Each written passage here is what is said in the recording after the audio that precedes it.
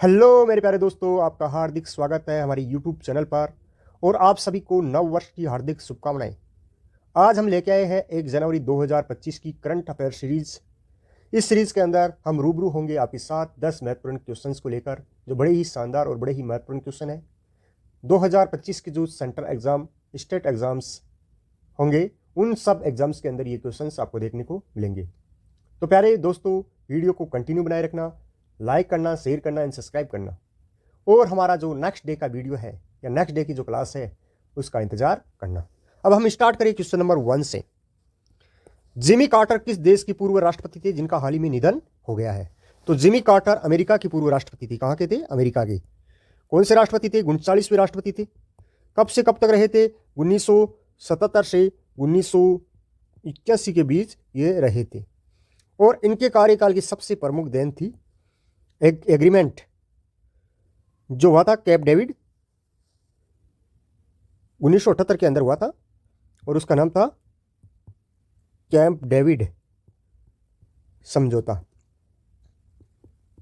यह इनके कार्यकाल की सबसे बड़ी देन है, जो मध्य एशिया के अंदर, पश्चिमी एशिया के अंदर जो अरब कंट्रीज है उनमें शांति लाने का प्रयास किया गया जिमी कार्टर के माध्यम से, जो मिस्र के राष्ट्रपति और इजराइल के प्रधानमंत्री के मध्य हुआ था। और इसकी जो मध्यस्थता है वो अमेरिका के पूर्व राष्ट्रपति जिमी कार्टर ने निभाई थी।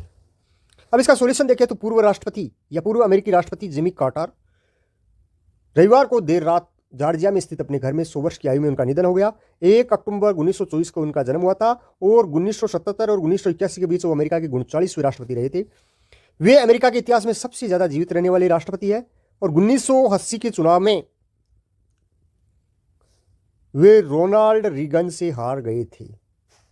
1980 के अंदर चुनाव हुआ था, उस चुनाव के अंदर रोनाल्ड रीगन से हार गए थे। 1978 में कैंप डेविड जो एग्रीमेंट है, जो मिस्र के राष्ट्रपति अनवर सादत और इजराइल के प्रधानमंत्री मेनाचेम बेगिन के बीच हुआ था, जो ऐतिहासिक शांति समझौता था, यह एग्रीमेंट करवाने का योगदान जिमी कार्टर का ही रहा था। इस प्रकार दोस्तों ये क्वेश्चन बड़ा ही महत्वपूर्ण है। इसमें जो कैंप डेविड एग्रीमेंट है वो आरएस और आईएएस के लिए द बेस्ट क्वेश्चन बन जाता है या फैक्ट बन जाता है। आगे हम दोस्तों बात करें क्वेश्चन नंबर 2 की, तो हाल ही में प्रो कबड्डी लीग का टाइटल किस टीम ने जीता है? तो हरियाणा स्टीलर्स ने है वो प्रो कबड्डी का 11वां सीजन जीत लिया है। प्रो कबड्डी का जो कौन सा सीजन था? 11वां सीजन, ये उन्होंने जीत लिया है।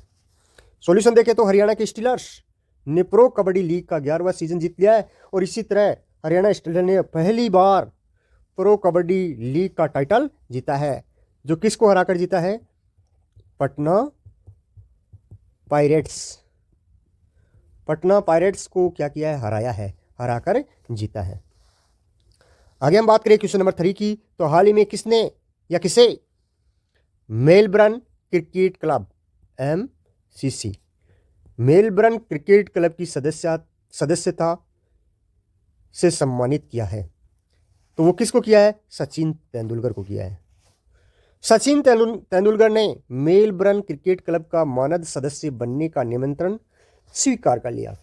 मेलबर्न क्रिकेट क्लब ने इस बात की जानकारी हमारे को दी है अपने ट्विटर हैंडल से। 1838 में स्थापित मेलबर्न क्रिकेट क्लब, यानी मेलबर्न जो क्रिकेट क्लब है वो विश्व का सबसे प्राचीन क्लब है, क्रिकेट क्लब है, जो 1838 में स्थापित था। ऑस्ट्रेलिया के सबसे पुराने खेल क्लबों में से एक है और यह खेल के प्रमुख स्थलों में से एक मेलबर्न क्रिकेट ग्राउंड MCG के प्रबंधन और विकास के लिए जिम्मेदार है। और जो मेलबर्न क्रिकेट स्टेडियम है, मेलबर्न का जो क्रिकेट स्टेडियम है वो विश्व का दूसरा बड़ा क्रिकेट स्टेडियम है, दूसरा बड़ा क्रिकेट स्टेडियम है। आपको पूछा जा सकता है कि सबसे बड़ा क्रिकेट स्टेडियम कौन सा है? तो जो सबसे बड़ा है क्रिकेट स्टेडियम वो है मोटेरा, जो गुजरात में स्थित है। इसका वर्तमान में नाम है नरेंद्र मोदी स्टेडियम, नरेंद्र मोदी स्टेडियम। ये विश्व का सबसे बड़ा है जो मोटेरा गुजरात के अंदर स्थित है। इसका पुराना नाम मोटेरा स्टेडियम था जो गुजरात में स्थित है। और इस मोटेरा से पहले जो सबसे बड़ा स्टेडियम था वो मेलबर्न क्रिकेट स्टेडियम था जो ऑस्ट्रेलिया के अंदर स्थित है। कहाँ स्थित है? ऑस्ट्रेलिया के अंदर है। जहाँ इसी मेलबर्न क्रिकेट क्लब ने किसको मानद सदस्य के रूप में सम्मानित किया है? तो सचिन तेंदुलकर को मानद सदस्य के रूप में सम्मानित किया है। आगे हम दोस्तों क्वेश्चन की बात करें। क्वेश्चन नंबर 4, विश्व या महिला विश्व रैपिड शतरंज चैंपियनशिप का टाइटल किसने जीता? महिला विश्व रैपिड शतरंज चैंपियनशिप क्या जीता है? टाइटल किसने जीता? तो ये कोनेरू हम्पी है, उन्होंने जीता है। कोनेरू हम्पी ने 29 दिसंबर 2024 को 5 साल के अंतराल के बाद महिला विश्व रैपिड शतरंज चैंपियनशिप जीता है। 2024 के अंदर उन्होंने दूसरी बार जीता है और 2019 के अंदर उन्होंने फर्स्ट बार महिला विश्व रैपिड शतरंज चैंपियनशिप का टाइटल जीता था। यह विश्व की सबसे कम उम्र की महिला शतरंज खिलाड़ी है या ग्रैंड मास्टर है। विजयवाड़ा की 37 वर्षीय हम्पी ने न्यूयॉर्क के अंतिम दौर में इंडोनेशिया की इरीन सुकंदर को हराकर 8-5 अंक हासिल किए। हम्पी, कोनेरू हम्पी है, वो शतरंज के इतिहास में सबसे कम उम्र की ग्रैंड मास्टर है और यह हम्पी का दूसरा रैपिड खिताब है। जिन्होंने पहला कब जीता था? 2019 के अंदर जीता था। कोनेरू हम्पी ने 2006 में एशियाई खेलों के अंदर स्वर्ण पदक जीता। एशियाई जो खेल होते हैं उनमें स्वर्ण पदक जीता। कौन सा पदक जीता? स्वर्ण पदक जीता। और हम बात करें तो ये कोनेरू हम्पी है, वो भारत की पहली महिला ग्रैंड मास्टर है। पहली महिला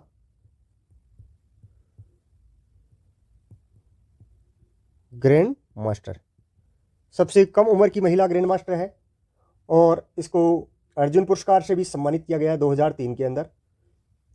और इसके अलावा पद्म श्री जो अवार्ड है वो भी इनको दिया गया है 2007 में। पद्म श्री 2007 के अंदर पद्म श्री और 2003 के अंदर अर्जुन अवार्ड से सम्मानित किया गया। तो इस प्रकार जो कोनेरू हम्पी है उसने महिला विश्व रैपिड शतरंज चैंपियनशिप का टाइटल जीता है 2024 के अंदर। और ये कहाँ की रहने वाली है? विजयवाड़ा, आंध्र प्रदेश की रहने वाली है। और उससे पहले उन्होंने पहली बार जब ये रैपिड शतरंज चैंपियनशिप जीता था 2019 के अंदर। और इसके अलावा कोनेरू हम्पी 2006 के अंदर एशियाई खेलों के अंदर स्वर्ण पदक है, 2003 के अंदर अर्जुन अवार्ड इनको मिला हुआ है, 2007 के अंदर इन्होंने पद्मश्री से इनको सम्मानित किया गया था। और पहली महिला ग्रैंड मास्टर है भारत की और जो सबसे कम उम्र की ग्रैंड मास्टर है शतरंज के इतिहास में, सबसे कम उम्र की। आगे हम बात करें क्वेश्चन नंबर 5 की। तो हाल ही में सीनियर राष्ट्रीय पुरुष हैंडबॉल का टाइटल किस टीम ने जीता? सीनियर राष्ट्रीय पुरुष हैंडबॉल का टाइटल, अब ये हैंडबॉल का टाइटल है, ये किस टीम ने जीता है? तो ये जीता है केरल टीम ने। किसको हराकर? चंडीगढ़ की टीम को हराकर। ऑप्शन ए हो जाएगा इसमें। केरल ने senior nation men's handball championship का खिताब नोबेल ऐतिहासिक उपलब्धि हासिल की है, यानी खिताब है उसकी ऐतिहासिक उपलब्धि हासिल की है। उन्होंने फाइनल में चंडीगढ़ को 34-31 से रोमांचक चैलेंज से हराया। तो ये किसको हराकर जीता है? चंडीगढ़ को हराकर। किसने जीता है? केरल ने। आगे हम बात करें क्वेश्चन नंबर 6 की। तो हाल ही में आईसीसी पुरुष T20 cricketer of the year यानी अंतर्राष्ट्रीय क्रिकेट चैंपियनशिप पुरुष T20 cricketer of the year के लिए किस भारतीय को नॉमिनेट किया गया? तो किस भारतीय को नॉमिनेट किया गया है? तो ये किया गया अर्शदीप को। किसके लिए? T20 के लिए। जसप्रीत बुमराह है उसको वनडे के लिए, जसप्रीत बुमराह है उनको वनडे के लिए क्या किया है? आईसीसी के द्वारा क्रिकेटर ऑफ द ईयर 2024 के लिए नॉमिनेट किया गया है। और अर्शदीप को है वो T20 के लिए नॉमिनेट किया है। सॉल्यूशन देखें तो भारत के तेज गेंदबाज अर्शदीप को इस सेशन यानी 2024 में संयुक्त रूप से सबसे ज्यादा विकेट लेने वाले गेंदबाज बनने के लिए नॉमिनेट किया है। भारत की T20 विश्व कप जीत में महत्वपूर्ण भूमिका निभाने के लिए 2024 का जो T20 विश्व कप है वो भारत ने जीता था और इसमें सबसे महत्वपूर्ण भूमिका निभाने के लिए आईसीसी पुरुष T20 अंतर्राष्ट्रीय cricketer of the year award के लिए नॉमिनेट किया है। किसको? अर्शदीप को। इसके अलावा एक और उपलब्धि, भारत की जो स्टाइलिस्ट महिला सलामी बल्लेबाज है स्मृति मंदाना, उनको भी आईसीसी ने इसी पुरस्कार की दौड़ में शामिल किया है, जिन्होंने अंतर्राष्ट्रीय क्रिकेट में शानदार प्रदर्शन करने के लिए आईसीसी महिला one day cricketer of the year से नॉमिनेटेड किया है। तो एक तो है अर्शदीप जिनको T20 के लिए नॉमिनेट किया है, एक है जसप्रीत बुमराह जिसकी वनडे टीम के लिए cricketer of the year award की 2024 के लिए नॉमिनेटेड किया है, और एक महिला जो कौन है? स्मृति मंदाना, उनको आईसीसी महिला one day cricketer of the year के लिए नॉमिनेट किया है। इस प्रकार 3 लोगों को नॉमिनेट किया गया है। अब देखना यह है कि ये किसको प्राप्त होता है। आगे हम बात करें क्वेश्चन नंबर 7 की, तो हाल ही में चर्चा में रहे अंडर ग्रेजुएट माइनर कार्यक्रम का संबंध किससे है? तो इसका क्वांटम टेक्नोलॉजीज से इनका संबंध है। ऑप्शन इसका सी हो जाएगा। अंडर ग्रेजुएट यानी ग्रेजुएट के अंदर, माइनर कार्यक्रम है जो किससे रिलेटेड होगा? क्वांटम टेक्नोलॉजीज से रिलेटेड होगा। जो बीए बीएससी वगैरह जो करने वाले विद्यार्थी होंगे उनके लिए एक स्पेशल कोर्स है। भारत का पहला स्नातक यूजी माइनर कार्यक्रम क्वांटम टेक्नोलॉजीज में, जिसे अखिल भारतीय तकनीकी शिक्षा परिषद और राष्ट्रीय क्वांटम मिशन द्वारा संयुक्त रूप से शुरू किया गया है। किसके अंदर? अंडर ग्रेजुएट के अंदर। पहले शैक्षणिक सत्र से शुरू होने वाला तीसरे और चौथे सेमेस्टर के इंजीनियरिंग छात्रों के लिए, सॉरी ये इंजीनियरिंग जो आईआईटीज के छात्र हैं उनके लिए, या जो बीटेक करने वाले एमएनआईटीज के छात्र हैं, बीटेक जो बीटेक के छात्र हैं उनके लिए ये कोर्स है, जो कौन से सेमेस्टर में लागू होगा? ये तीसरे और चौथे सेमेस्टर के अंदर, तीसरे और चौथे सेमेस्टर के अंदर लागू होगा। यह कार्यक्रम क्वांटम कंप्यूटिंग और उससे संबंधित क्षेत्रों में एक कुशल कार्यबल तैयार करने का लक्ष्य रखता है। आगे हम बात करें क्वेश्चन नंबर 8, विवाद से विश्वास योजना।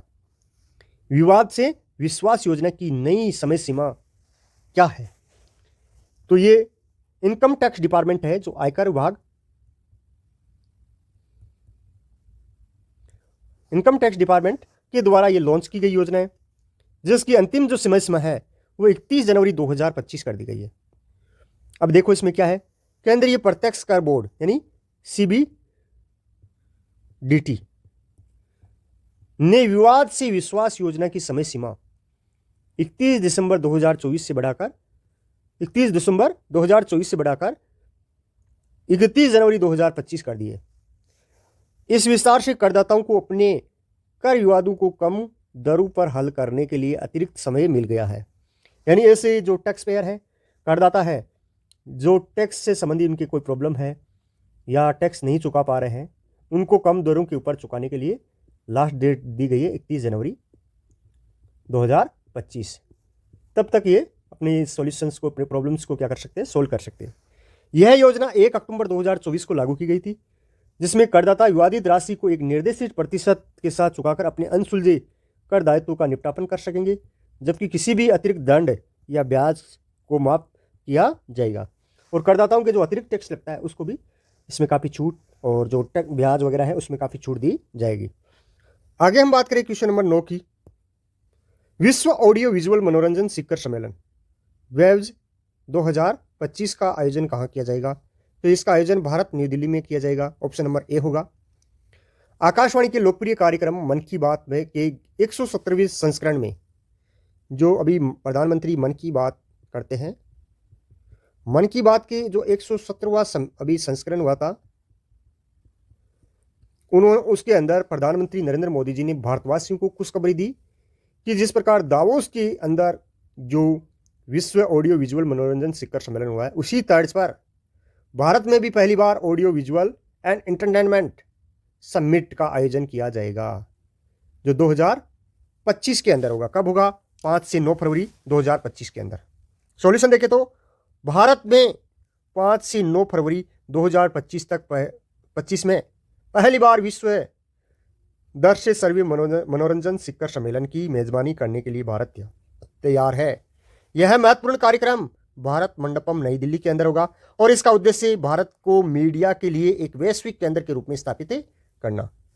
भारत को मीडिया के लिए एक वैश्विक केंद्र के रूप में स्टेबलाइज करना इसका महत्वपूर्ण उद्देश्य होगा। इस प्रकार यह भी बहुत महत्वपूर्ण क्वेश्चन है। आगे हम बात करें क्वेश्चन नंबर 10 की, तो काम्या कार्तिकेयन है, उन्होंने 7 समिट चैलेंज को पूरा करने के लिए 7 समिट चैलेंज को पूरा करने के लिए किस पर्वत की चोटी पर चढ़ाई की? तो उन्होंने माउंट विंसन, जो अंटार्कटिका की सबसे ऊंची चोटी है, उसके ऊपर चढ़ाई की। मुंबई के नेवी चिल्ड्रन स्कूल की 17 वर्षीय छात्रा काम्या कार्तिकेयन ने 7 समिट चैलेंज को सफलतापूर्वक पूरा करने वाली सबसे कम उम्र की महिला बनकर इतिहास रच दिया है। यह उल्लेखनीय उपलब्धि 24 दिसंबर 2024 को पूरी की। वह अपने पिता कमांडर एस कार्तिकेयन के साथ अंटार्कटिका की जो सबसे ऊंची चोटी है माउंट विंसन, उसके ऊपर चढ़कर यह सफलता प्राप्त की। इस प्रकार दोस्तों हमने बात की 10 क्वेश्चंस की। बड़े ही शानदार क्वेश्चन थे और बहुत ही अच्छे क्वेश्चन थे। आज का क्वेश्चन है जो आपको इसका आंसर कमेंट बॉक्स में देना है, वर्ल्ड टेस्ट चैंपियनशिप की फाइनल में पहुंचने वाली टीम कौन सी है 2025 के लिए? इसका आंसर कमेंट बॉक्स में। और अब दोस्तों हम फिर मिलेंगे एक नए टॉपिक के साथ और नए वीडियो के साथ। तब तक जय हिंद, जय भारत मेरे प्रिय साथियों।